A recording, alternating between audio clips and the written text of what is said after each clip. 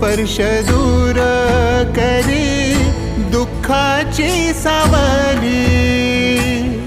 गुरु भेटीसाठी झाली जीवाची काहिली। भक्त तुझा गुरुदेवा